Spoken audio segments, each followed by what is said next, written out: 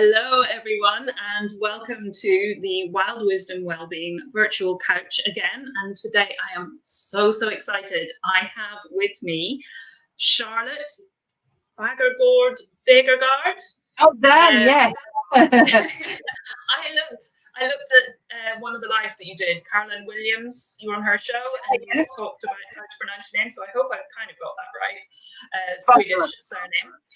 And also Jamie McAnsh of See No Bounds, who towards the beginning of lockdown pivoted their business and have created the most amazing online community hub.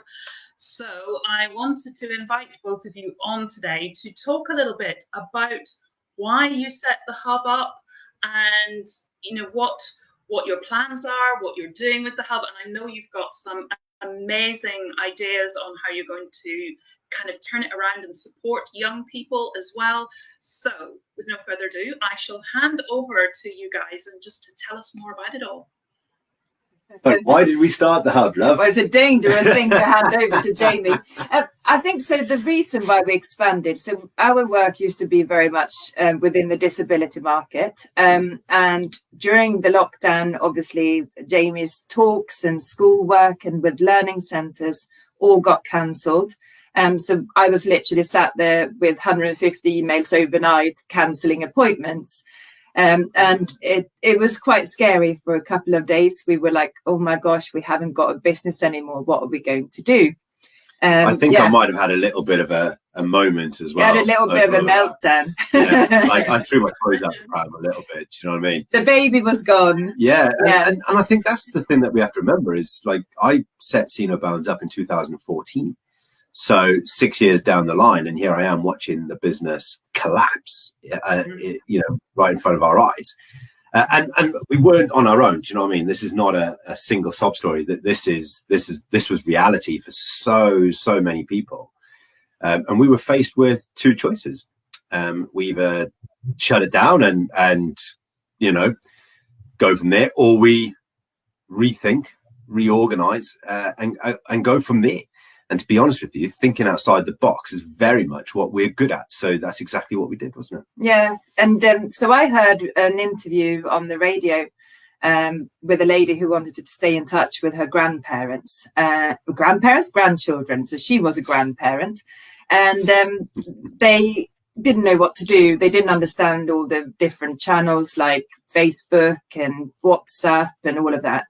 So that's where a little sort of seed was sown. And I kind of thought, you know what, we can do something with this. And then also my brother lives in a kind of community in Sweden where they have various sort of mental health problems. And they make things to be able to support the activities. So he's made me a beautiful handbag. And they make all sorts of different, so that people that are into music get to do that. And that's how they fund their activities that they hold at the community. And that's when I thought, you know what, we got the platform. We had the platform for years and we can build on it. So you kind of locked yourself away then, didn't you? Yeah, the idea was there. We were already selling products. So we were selling disabled products at the time, or products aimed for the disabled market. We were working with companies who were looking to break into the disabled market. We were running events because obviously I'm a motivational speaker. So we were already running our own events and educating people about disability awareness, etc., etc. So we had the platform was very much already there. And really what we were doing is we were helping other businesses to break into the 22% of the disabled market that is currently makes up the UK market. And then what we realized was actually we needed to break into the 78% of the able-bodied market that we weren't concentrating on, which is exactly what we did. So actually, instead of pivoting as such, what we actually done was expand. So whilst our business was, it was running through our hands like sand, we decided to actually just close our fingers and cup it and say, right, this is what we're going to do. So yeah, a couple of weeks locked away in my office, not speaking to anybody. Which suited me fine actually. And I came out with the platform that we have now, or to the level that I could get to. And then we then had to go and speak to a developer to kind of say, right, this is what we've got. Can you fluff it up a little bit and make it branded, which is what he did. And one of the reasons as well, I think, why we wanted to expand on the hub and what we were doing was because quite a few of our friends were furloughed and then have since sadly been made redundant. But a lot of them have really amazing hobbies, and we're in touch with a lot of people that do crafts and courses and various sort of products and services. And that's where all the other sort of platforms needed to be expanded as well. So obviously in the marketplace, we have a few of our friends from abroad who do handmade jewellery. And it's been just lovely to be able to give to that and help people, because they didn't have the budget to set up their own website. So we provided them with a platform that they can use. And it's just like an extended sort of service that we want to offer. So by becoming a part of the hub, they can then come on and be able to showcase other things of their business. And this was working with people that didn't have an idea, they didn't know where to start or finish. And that was why one of the first courses I actually done was how to create a Gmail account. And then the next course I did was how to create a Facebook page. And then the next one was how to create a Facebook business page. These were very simple courses that were helping people along their way.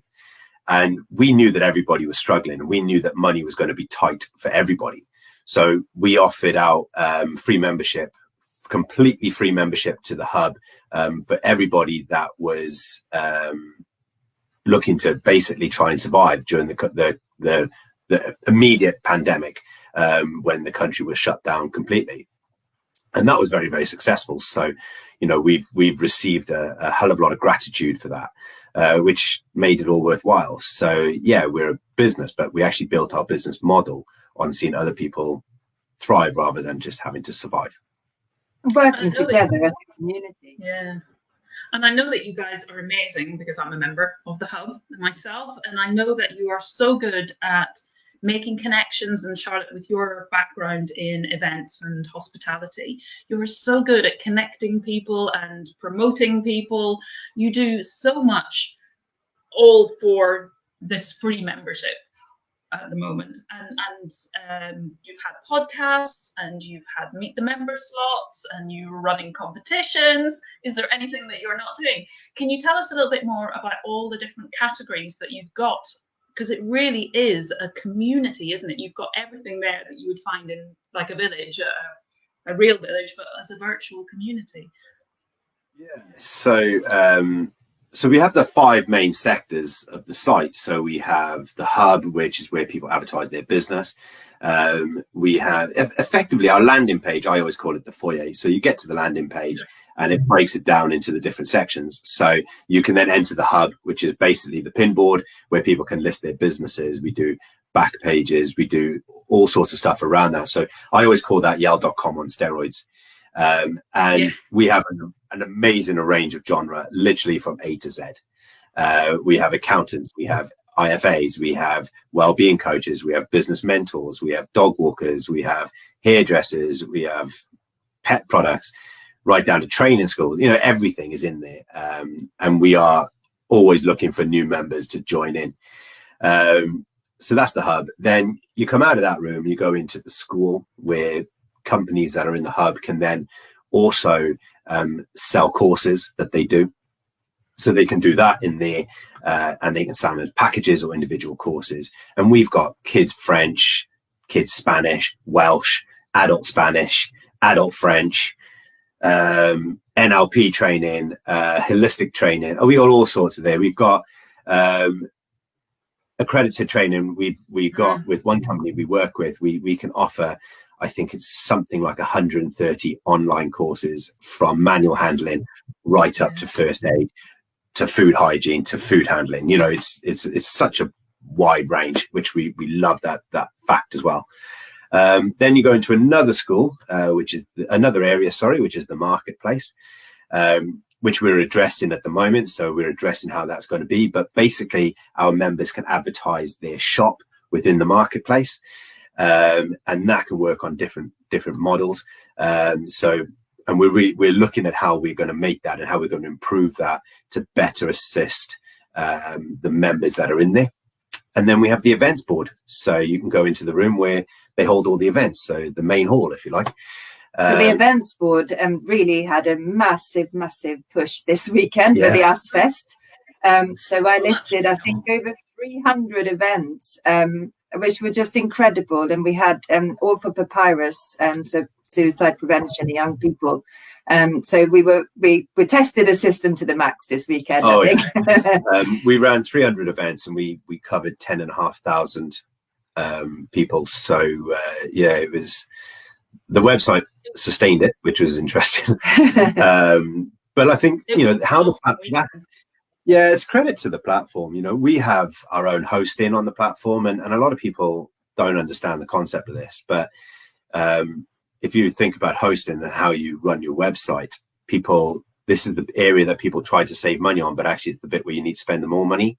So if you imagine, a lot of businesses will buy hosting space, but effectively it's just like buying a flat in a block of flats. So if you have one problem with any of those websites in that block of flats, it will take down all of the websites. But effectively, the way we run See No Bounds is we own a house on a plot of land. So if there's any problem, it's only with that house. So we were quite pleased when the platform sustained 300 ongoing events. Yeah, it was a test. And we've also extended the library massively just from that event as well. So we got the podcasts, which you also advertise, and it's with the links to your own, so not Google getting affected by it. And then obviously we got the different books that we sell in the library from a lot of the people that were there with the talks over the weekend. And we've also embedded a lot of the videos and things that have been shown for the last few weeks. So that page is extending. So really, really excited about that. Yeah, and then obviously we've got the blogs in there as well. So we work with our members to do blogs with them. And I literally SEO the living daylights out of their blogs so that it all channels back to them, but also answering questions. It's answering what the public want. And it's asking what people are looking for. So it's great.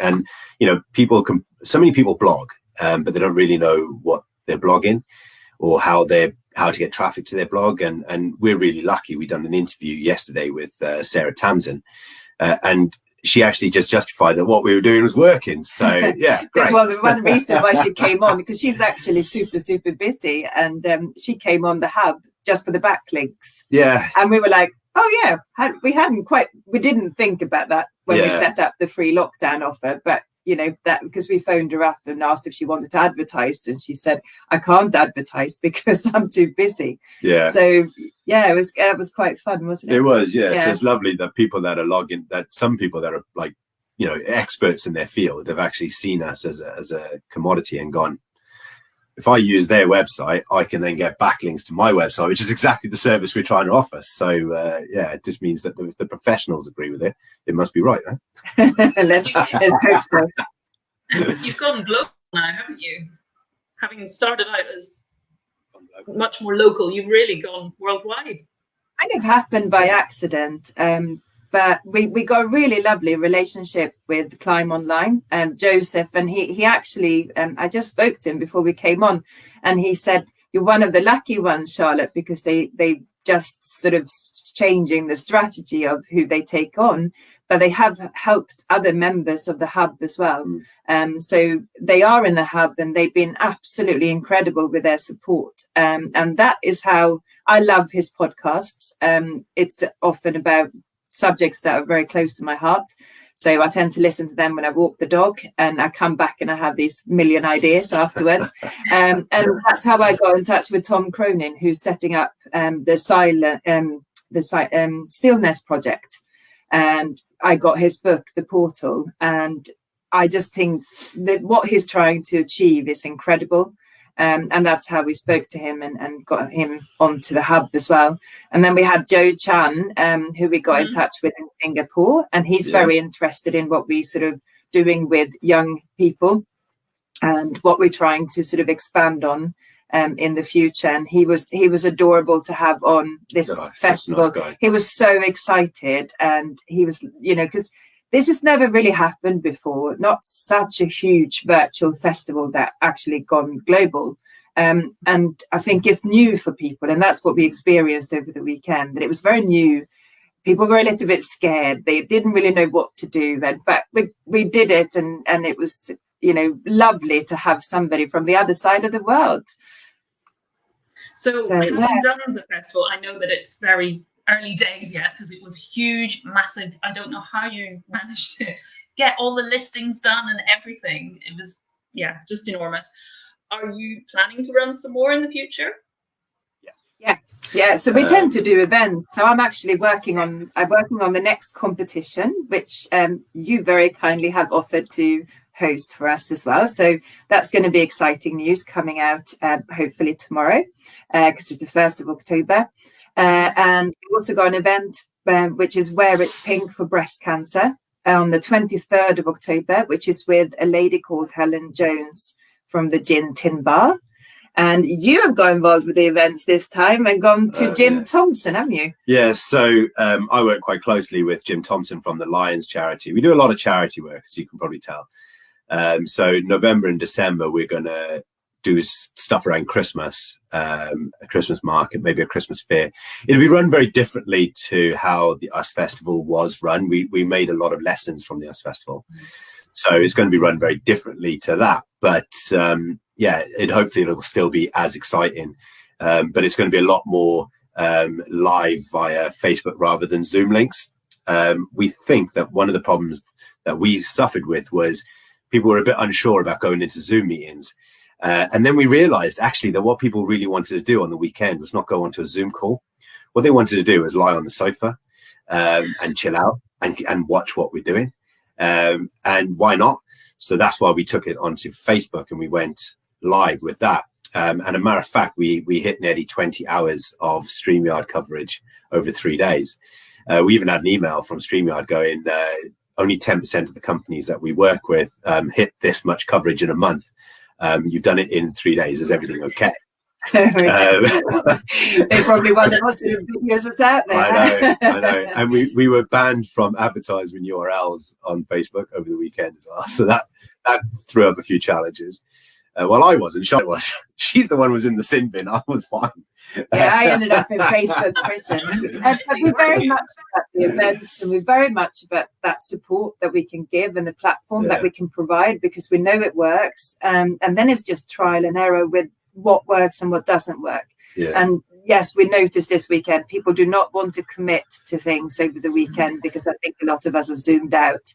But if it happens to come across and you can get access to it at a different time, like the Kutch, I absolutely loved your program with the Kutch, but I couldn't have done it if you had told me that I had to do it at 9:30 and 4 o'clock. But I did it in my own time and I did the replay. And I think that is a really way forward. Some of our talks on, I mean, you know, just to put it in perspective, some of the talks were hitting 1,500 hits, you know, some were 900. Somewhere as low as 80. You know, people really did dip in and out of what they wanted to look at. But if you think of any sort of talk that you do, you know, even if you went to a festival, you know, to have 80 people sat in a tent listening to what you had to say would have been an impressive figure. To have 1,500 people sat in a room listening to what you had to say would have been an incredible figure. So to be able to say that we've achieved that, you know, I'm proud of it. I'm proud of what we've achieved. I'm proud of it, but I also, and I also think there's a huge demand for it because it shows that people want to connect, and I do. And I think, but you know, it's how do we keep connected and keep staying safe? And I think virtual is the way forward. We just need to find different methods of doing it virtually, where you perhaps can just dip in and out and do it in your own time as well. So that's what we're going to focus on for Christmas. I definitely think that being able to dip in and out at your own time and not necessarily, like you say, being zoomed out. And sometimes we just want to sit in the background and not be seen, which on a Zoom, you're there, aren't you? Even if your face is, if it's not a video or a picture, it's still your name there. And we've got a guest here, Tammy. Hi, Tammy. I hope you're okay today and doing well. Just saying, I think people want to connect more than ever right now. And that was one of the things that I loved about your hub. You were saying, Charlott, that you heard that woman on the radio. She wanted to stay connected to her grandchildren, but in the current restrictions, then that was very difficult for her. So you set up something that people can connect. And even if we may not be able to connect face to face, we can't maybe travel as much as we used to do, we can still have this connection, which I believe is so important for our physical health, for our emotional health as well. So I think it's absolutely fantastic that you have created the hub, and also these events, these competitions, all of these things you're constantly posting. In a sense, I'm not too surprised that Facebook was getting a bit alarmed, but wonderful that you're always, like I said, connecting people, you're promoting people, you're bringing people together in all of these different ways. So, you know, whatever somebody might want, go to the hub and you're bound to find something that matches what you're looking for. Or come and speak to me, because chances are I probably know someone. You know, that was kind of where we wanted to be. We wanted to be that middle guy, you know, the guy that people come to. And you know, me and Charlotte are so well connected within both our fields. But that's also what I absolutely love. It's always been my passion, which is why I had my own restaurant and you know, what I've done in the past. So people and food is really my passion. Yeah, luckily a bit of walking comes in there as well.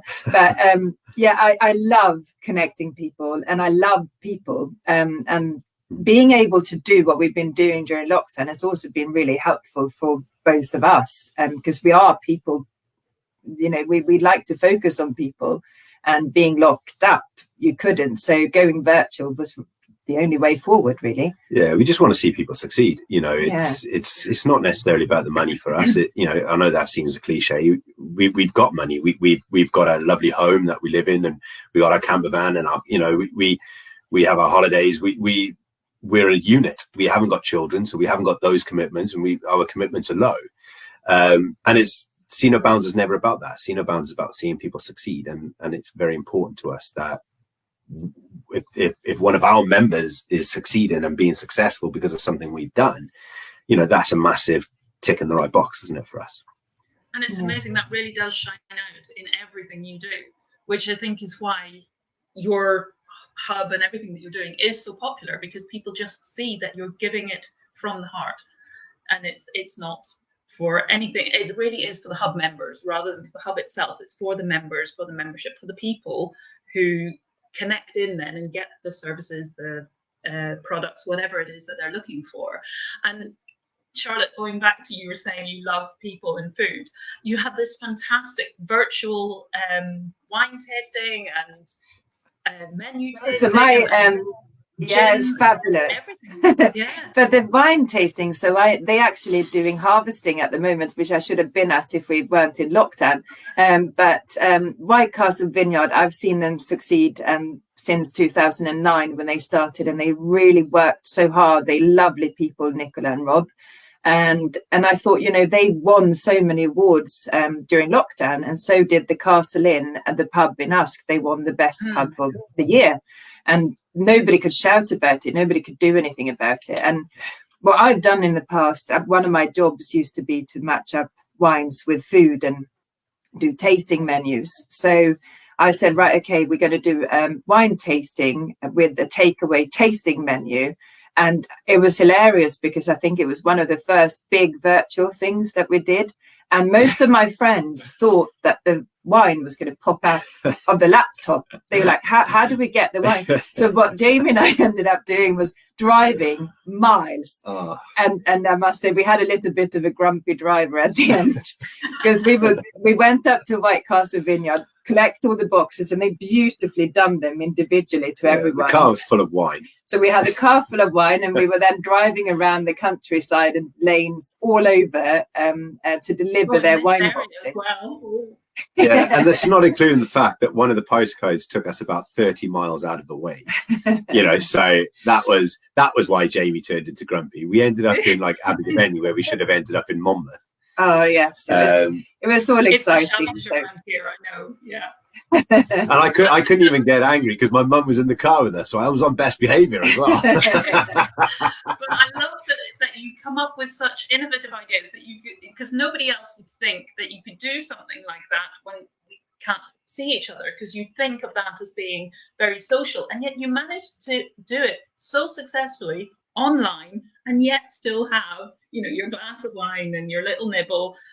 I just think that's amazing that you can really think that far out of the box and create something that brings people together in such an amazing way, because that is what brings us together, isn't it? Being social, having food together. I was just listening to something about that earlier today, how we really base a lot of our connection around food. We always have the breaking of bread has always been a traditional way of connecting with people. Oh, it was Michael Palin last night. He was on the One Show talking about how when somebody gives you food to eat, it's a real connection. It's a really social thing to do. So I'm so excited to think what you might have planned.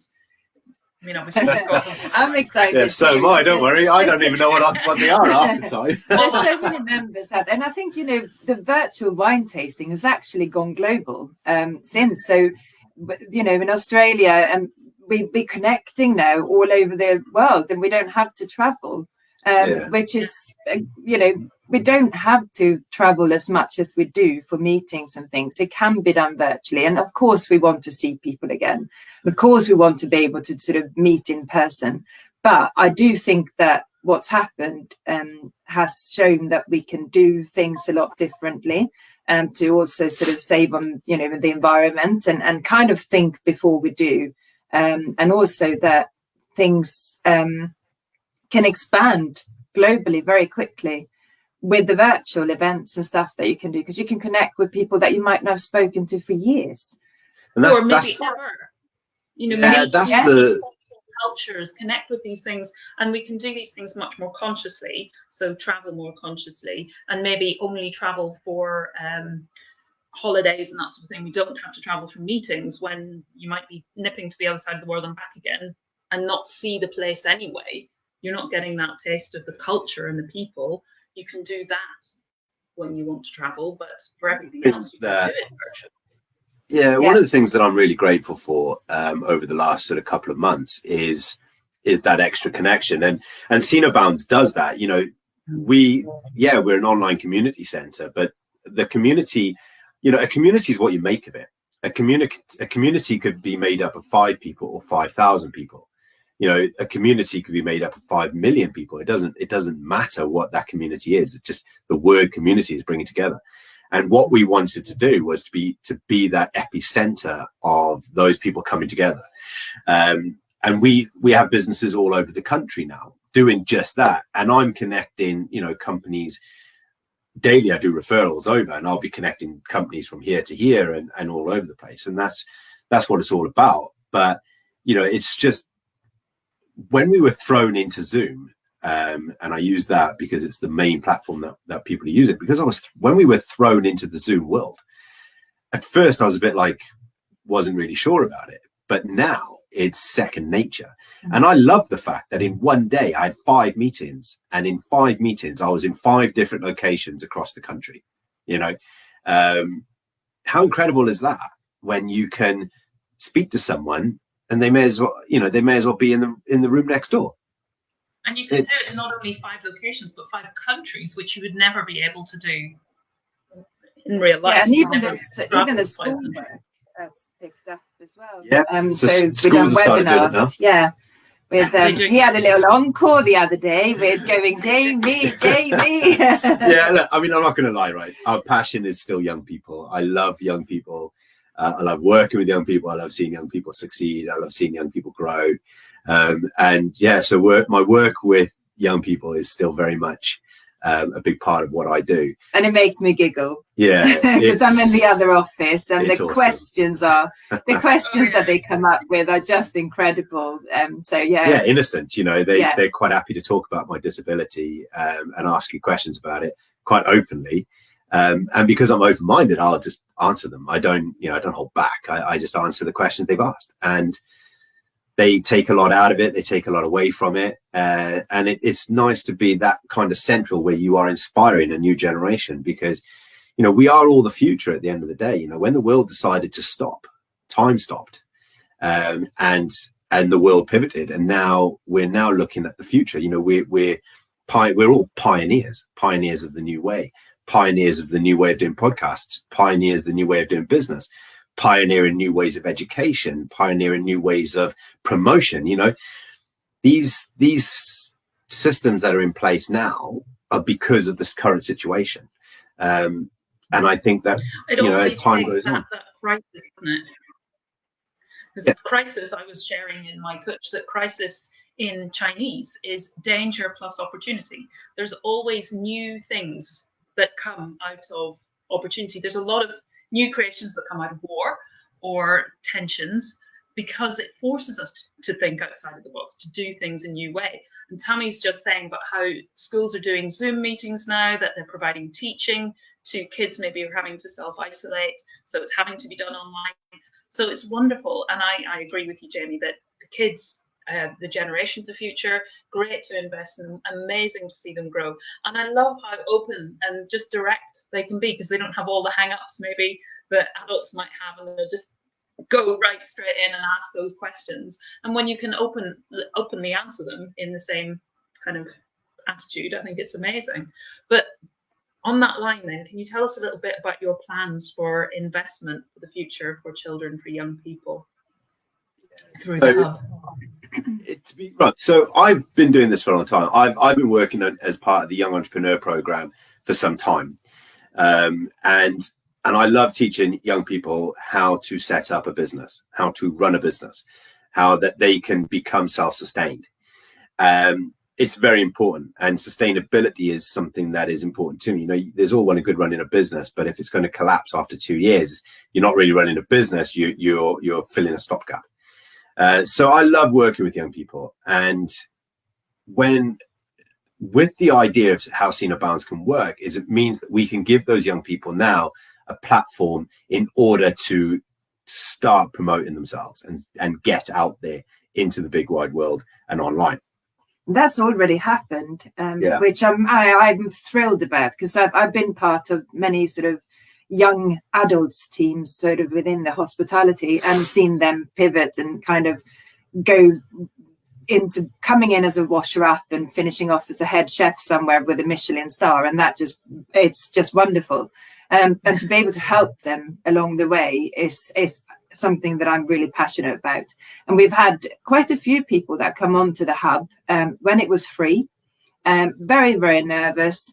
They didn't really know what to expect. And we've helped them to be able to connect with other people that's given them work. And that, to me, is what the hub and the heart of the business is all about, to connecting everyone across the board. And people have been so helpful as well. And that's another thing with the pandemic that's come out of it. We need to help each other. We need to support each other to be able to come out of this and succeed and be successful. And one of the ways we're going to do that is we're going to take the profits from Seen No Bounds, the profits that we make, and we're going to invest in young people. And that might be in different ways, you know. So it might be like, right, okay, Seen No Bounds needs something particular. We'll give you a chance and train you and give you that opportunity to kind of, you know, get some notches on the bedboard, so to speak. But at the same time, if a young person needs a particular bit of training to get them to where they're going to go, well, we've got that package that we can offer them as well. We were talking with Steve Gregory from Mandatory Training Solutions today. He was our Meet the Member, you know, and he took a young lad who left school with nothing because he didn't like school, got bullied or whatever the circumstances were. And then so Steve put a training package together with him, and he's now qualified in health and safety, manual handling, food hygiene. There was one other. It was 4 training packages. So now you've got this kid that would have left school with nothing, would have stood very low opportunity in the job market, is now got 4 qualifications that puts him ahead of the game in the jobs market. And I'll be honest with you, if I was looking for a young person and he came up to me and I said, what school qualifications have you got? And he said, well, I've got nothing, but I've got this qualification, this qualification, this qualification, I'd employ him in a heartbeat. Because what that tells me is, yeah, he struggled in the schooling environment. That's fine. But he's done something about it. He hasn't just sat there and gone, oh, look at me, you know, I'm rubbish. You know, he's gone out and he's actually proactively done something about it. They're the type of people that literally, they make my world rock, because they are the future. They're the people, they're the youngsters that are going to make the world a better place, because they're not sat on their laurels. I think as well, having those qualifications that he has now, it's much more directly usable in a job compared to I have GCSEs or I have A levels, which are a subject, whereas these are much more vocational, they're much more employable qualifications. And yeah, like you say, having gone out and done something about that. And Charlotte, linking back to what you were saying about supporting people in that early stage, getting them on board with the hub, I think that gives people those connections and the confidence and the mindset that is all about what running a business is about, really, isn't it? Because if you don't have those, your business probably isn't sustainable, no matter how good your business idea might be. If you don't have the confidence and the mindset, then it's a real struggle anyway. That is the hardest. So a few people that come on board, I've said, they're very nervous. And I said, you've taken the biggest step. You realized and, made a decision that whatever you were in before, or if you've been furloughed, or if you've got little children, or if you don't have qualifications, you have realized that you've got the talent. You've put together a sort of idea that you want to run with.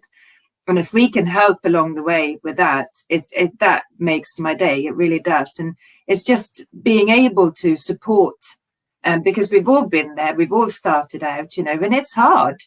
And it's not, it's not easy to make it in the world like that. So I think that's really important to grow that community. And like you were saying earlier about kids now, they don't know what their future is going to hold. Everything is so uncertain. But to be able to have somewhere that you can go and you can get qualifications and you can start to build your confidence and start to have those connections, I think is just what the world needs. And Tammy's just sharing about how her husband suffered at school and was bullied because of being dyslexic. But then he went on to do training and qualified as an electrician and runs his own business. So a fantastic example of how much support, how much that does for people, how much it can help them then to have an amazing business going forward. Going on then, Jenny, you were talking about sustainability, and I know that, Charlotte, you're passionate about upcycling, recycling, and you've shared posts about being waste-free and no plastic. Can you tell me, do you have maybe things in the marketplace that specifically target those areas? Yeah, we do. One of the products is Muggy. So I use a Muggy anyway. It's a cup holding, it's a tray basically that you put cups in. And that all of their products is made out of recycled plastic. And it's suitable for camper vans as well as yachts. I use it when I'm carrying tea on my lap when I'm in my chair. And I can carry 4 mugs of tea or coffee without having to worry about emptying them into my lap. So yeah, that's all made out of recycled products. We've got the thread shed. Yeah, her handbags are everything. Amazing, the thread shed. Yeah, the Raglan thread shed, she's amazing. And she used to work in a school as well and run courses. She's sort of limited with her time at the moment, but she has got some really interesting ideas that she does with upcycled material, and everything is upcycled. So we're working with her on a few other ideas as well. The thing for her is mainly time. So yes, we're constantly looking for other things like that to come into the marketplace. It's kind of, I think, people are used to certain platforms which actually charge them quite a lot of money. We don't charge to come into the marketplace, and we tend to sort of work on very small commissions. And the reason for that is because we want it to be available to everyone. I have contacted the company that you love, which is the No Plastic company. But I think some people have their own websites and they don't necessarily want to sort of widen their audience out to a different website. So, but there's other retailers that completely understand the concept, because I wanted the marketplace to be all about upcycled and recycled. And I realized very quickly that we weren't going to have a lot in the marketplace if we were going to do that, because it's just that thinking outside the box. And yes, we kind of expanding it to become a much bigger platform. So we have what I want the marketplace to be, is somewhere where people can go and find both manufactured products, and products that are handmade but of quality, and also upcycled and recycled And items. I think as well, it's not just about recycling and upcycling. It's also about like single use. So I use Smart Clutch, which is made out of plastic, but there's such a robust product that, you know, I've been on Smart Clutches now for 4 years. I've climbed I've climbed all of the biggest mountains in the UK on crutches. And in fact, I'm climbing, we're climbing Everest next year, but I'll be climbing them on the same crutches. And they're not necessarily recycled, but what they are is strong, robust, long lasting. You haven't even changed your ferrules on those more I than have once. not once. Yeah, I've changed my once. ferrules once in like 4 years. So even the ferrules are longer lasting. And that's, you know, that's a lot of what it's about, is moving away from the throwaway society that people are just like, oh, we can sling it away. And even the recycling, you know, it's a massive process. You know, it's not just a case of, oh, well, this used to be a wine bottle. Never mind. Now it's a goldfish tank. It doesn't work that way. You know, it takes a lot of energy to process it. So the Muggy, which is a prime example, it's made out of recycled plastic, which is great, but also it's then a continual product that you can use time and time and time and time again. Where the trays that you get, you know, even the cardboard trays, yes, they could be recycled, but the energy that goes into actually making them initially is massive. So it's sometimes about multiple use in a product rather than, oh, it's not recycled, or, you know, oh, it's still made out of plastic. And there's a massive stigma about that. But if you were making something that could be used day in, day out, time and time and time again, 10 years down the line, it's still being used, then it's still saving energy for the environment. And I think that's something that we don't always think about. No. It's definitely about making those conscious choices and aiming for waste free, isn't it? Yeah. So and like glass, you know, if you buy a glass jar and you use that glass jar time and time and time again, then it doesn't matter if that glass is recyclable or not, does it? Because you're recycling it by reusing it for the purpose it was actually designed for. So what better way to upcycle something than to reuse it for the exact principle that it was designed for in the first place? To me, that's an amazing idea of upcycling. In my way of thinking. There's so many different ways, but I think everyone just have to think of ways that they can do it as well. And we obviously supporting people that want to sort of come on board and do what they can in ways of making things and what they can sort of put in the marketplace. So I'm really, really excited about that. Yeah, it's good. It's exciting times. And it's funny, actually, because the painting that's right behind you is upcycled. Just thought I'd say that. That was a canvas. That is an actual canvas underneath. I just painted over it white and then repainted it. Only because he didn't want to do any decorating. Yeah, I got out of paint in the bedroom. But I heard a little bit of the story behind that, because it was when you were getting your office done, wasn't it? Your sunshine office, Charlotte. But I didn't. So I was painting. Yeah, I didn't hear the full story. I was painting in here to make this into another office because I needed my own space. And it was a beautiful day, and we had this canvas up there, and I said to Jamie, I like to have a painting. And so he went outside and he painted the heart. So it's basically two people within the heart. So yeah, I love it. So well, it's so much personal then, isn't it? It's really personal. Yeah. But as a couple, I mean, before I met Jamie, I'm not a shopper, which I know is very unusual for a girl, but I love charity shops. And I discovered charity shops, and also when I was moving to a little cottage, the amount of people that can help you to put things together when you're in need of, you know, perhaps a table and chairs, and you find the most amazing people on like Marketplace and Pre-Loved and all of that. And I think that is the way of getting out there and being able to recycle and upcycle and you know, get something old, because I love antique stuff. And probably why she with me. But it's so expensive. So sometimes you can find, I've got a table and chairs for like £15 that's worth hundreds of pounds if it was painted. And the family members had gone into a home and they were just so pleased to give it to someone. And I was over the moon. And it was the same with sofas. And, if you look out there and you're able to sort of help somebody else getting rid of something, you're both helping each other and you're getting a real bargain and something that can stay in your family for a long time. So I love that idea and I love being able to do that. COVID has put a little bit of a stop on it at the moment, but there are still a lot of places out there where you can can still go through Free Cycle. I'm on Free Cycle in Abergavenny, the local one, and there's still stuff exchanging. That they've put new guidelines in place, but it's still possible. And I love that idea, like you say, something that's been precious and treasured, and then you're giving it to another person, family, who will treasure it also. My sofa that I got when I was moving out, they were having a baby and it was from his grandfather, and he was horrified that he was going to have to let it go, but they needed a baby room.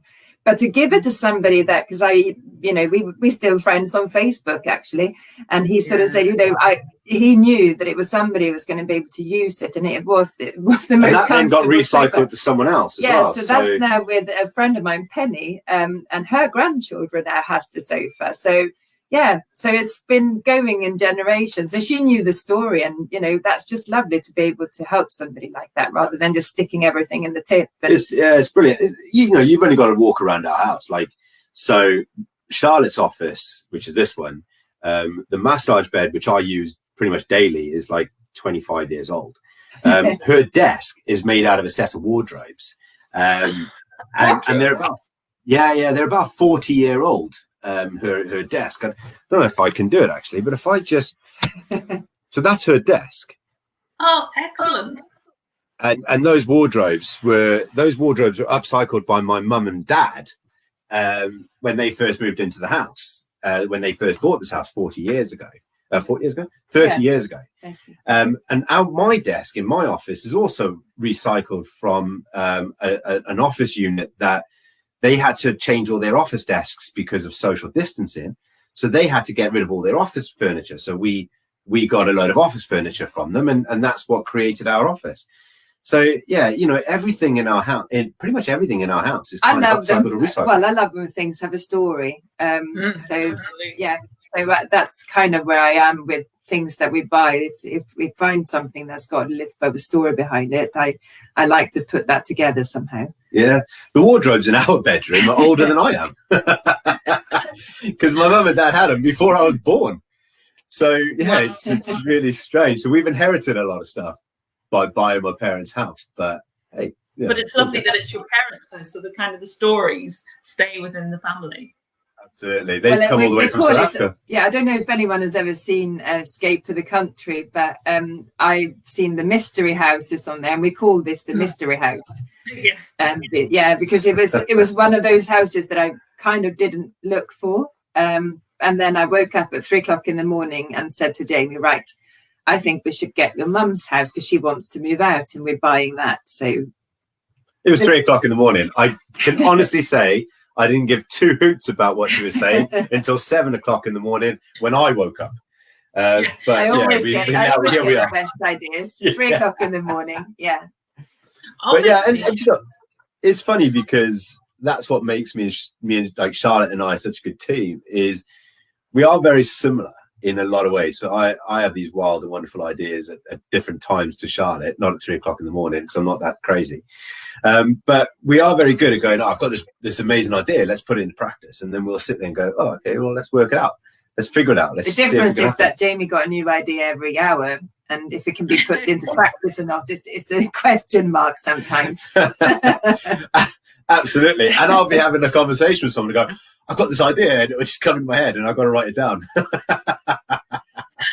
Fabulous. One last thing then. I wanted to ask you about your charity section on the Hub. Can you just tell us a little bit about that just to round up today? Yes, we basically, all charities are welcome to come on board to the Hub free.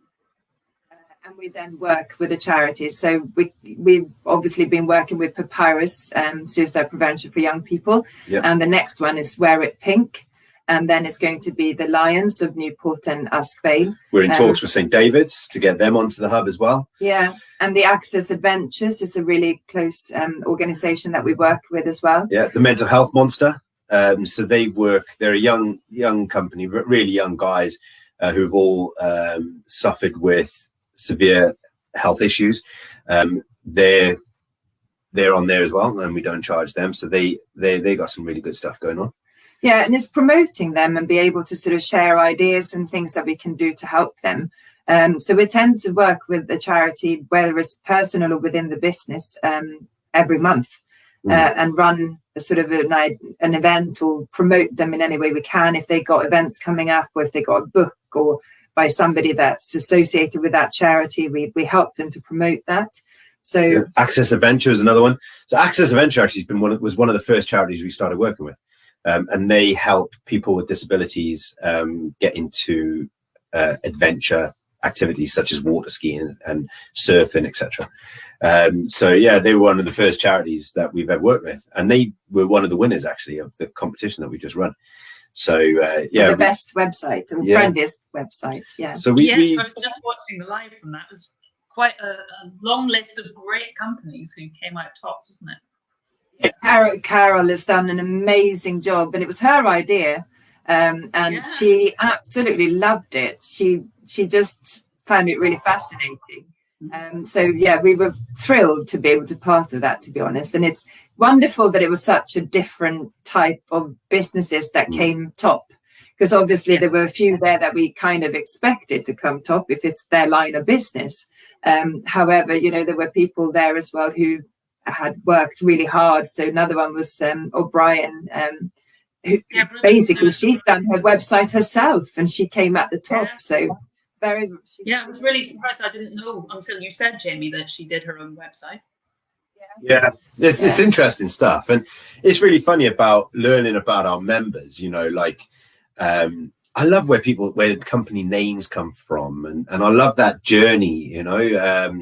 So yeah, there'll probably be a competition out there somewhere for the best name. I don't know. We'll figure it out. But we do lots of little things to try and get people to promote what they're doing, and that's the principle of what we do. And charities need a lot of work. They're about £4 billion down this year. What we found with charities is that sometimes at the moment it's been quite hard to raise money. But we did a challenge earlier in the year when we did £3 walk 3 miles and donate £3.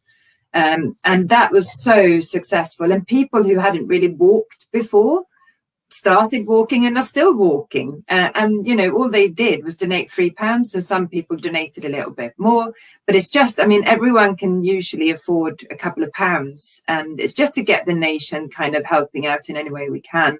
Sometimes I think people think with charity events they have to put in so much, and it's so much effort, and there's so many of your friends as well that do different things, and if you're going to support them all, you'd be bankrupt. But a pound here and a pound there, it all helps, doesn't it? And it's not just about the money. Sometimes it's about shouting about what they do as well. Awareness. Making awareness for them, which is important. Yeah. And not only did that raise money, raise awareness, it also got people out at the time, because it was around the beginning of lockdown, wasn't it? So it got people out, it got people, away from just sitting indoors feeling so isolated. And a lot of people were taking photographs on their walks, sharing them on Facebook. It was an amazing, just from that small, it looked like quite a small initial idea, it really mushroomed and became something which is, as you say, still ongoing and lovely to engage in. Very community spirit thing.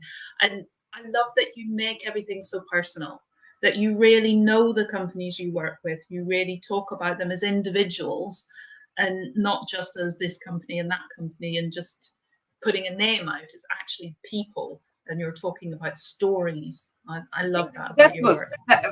That's what we love to do, and that's why we've also set up Meet the Member, and because I think giving them a chance to be able to say something, and whether that's a really small company or if it's a huge company, there's always a person behind that name, and that we want to get to know. And I think as well, people, one of the terms I hate is it's not personal, it's just business. You couldn't get any further. It's like saying it's not personal. I'm just a parent.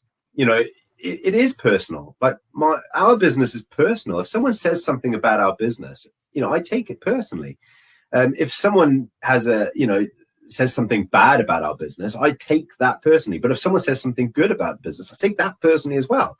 And behind every business is someone who has sat in a room for hours and hours on end, days and days and days, for years and years and years, plugging away to make it work. So the idea of it's not personal, it's just business, is actually, well, no, mate, it is personal, because business is personal. And when people look at that and they go, actually, yeah, business is personal, they gain a much higher level of respect for the people that they're dealing with. And I think in today's society, more so than ever, I think what people need to realize is actually it is business and it is personal to someone, because behind every business is an entrepreneur. And that entrepreneur has worked hard to get where they are. And, you know, someone said something the other day that they like to, as a business, they like to support other small businesses, because behind every business is someone that is like them. But another statement that I've always loved, especially working in working fairs, you know, I do a lot of the school fairs, and showing young people that they can run a business on their own, and their mum and dad will come up and go, oh no, they're going to get a proper job. And I go, oh yeah, you know the guy who invented Google, yeah, that's a proper job.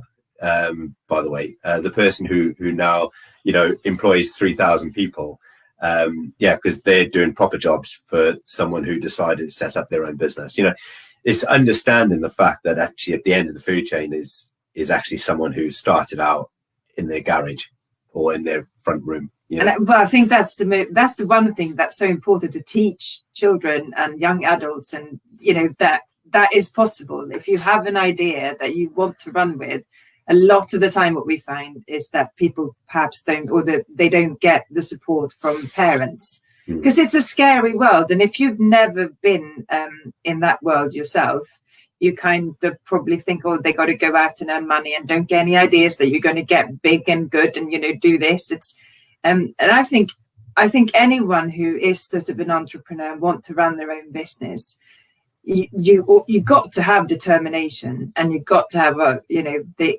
elbow grease, as I call it, because it's not easy, and we all know it's not easy. But it's something that's just in you, that you want to do, and you want to succeed, and you want to have that inspiration of helping other people, or whatever your business is, to do it well and succeed. And that drive is something that I'm really, really passionate about. And that's probably why we do what we do. I think a lot of the young people today are looking at the world and thinking, no, I don't necessarily want to be a part of how things are structured at the moment, and I don't think that the job market is very secure, but I have an idea and I want to work for myself. There are a lot of young people, apparently it's one of the highest percentages of young people at the moment who want to run their own business. And I get that the parents are nervous. The parents maybe have been told themselves that you'll never make a future if that's what you want to do. You know, if you think you're going to run your own business, it's a scary world, it's a big world, it's a difficult world out there. It's not the place to go. And I know that I was told things at my careers office in school, that you can't do that and you can't do this, and you really ought to go down this route because it's much safer. But I think what's important is being true to yourself and following your own heart. And if you want to do it enough, and if you get people like you guys behind you and offering support, then you will do it, because you will find a way. You'll put in that elbow grease, and you'll have that determination and that drive. You just need somebody who sees it, recognizes it, and supports it. And that's why I so love what you do. And I think, and going back on that, like literally no job is secure. Nothing. There isn't a job out there that is secure unless you work for the NHS or the government services. Nothing is secure. You know, you look at Wetherspoons, prime example. He took a lot of backlash, a lot of flack for it. Literally, COVID happened. Everybody lost their jobs. Everybody. British Airways, meant to be a massive, secure industry. Overnight, thousands of people out of a job. End of story. That's the way it was. And, you know, where'd you go from there? So no job is secure, whether you work for yourself or whether you work for someone else. Nothing is secure anymore. That time is gone. So, sometimes it's not necessarily about summing up the secure factor. It's actually about summing up the risk factor. And a lot of young people living home with their mum and dad, got very low outgoings, very low bills. If anyone was going to say to me, when's the right time to run your own business? That's it.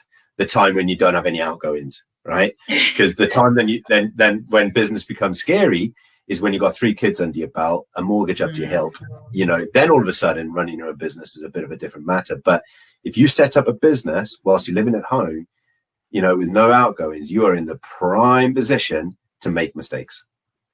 Yeah. And to grow those skills that you're going to need. So it's been wonderful chatting with you. We're just over the hour. I don't know where the time has gone. Oh, I can't believe we've gone. So thank you so much for your time and for all that you've shared. It's been wonderful. Thank you, Charlotte. Thank you, Jamie. Thank you for having us. It's been a real pleasure to be invited, so I'm excited about that. It's been my joy to have you as my guests. All the very best with everything that you're planning from now up to Christmas and beyond. So I look forward to seeing anything that you've got coming up. And Charlotte, I think, aren't you a member of my group? Feel free to share it there or share it on my business page. And I'll stick the links below for See No Bounds. So thank you again. Thank you. Thank you. Take care. Bye now. Bye.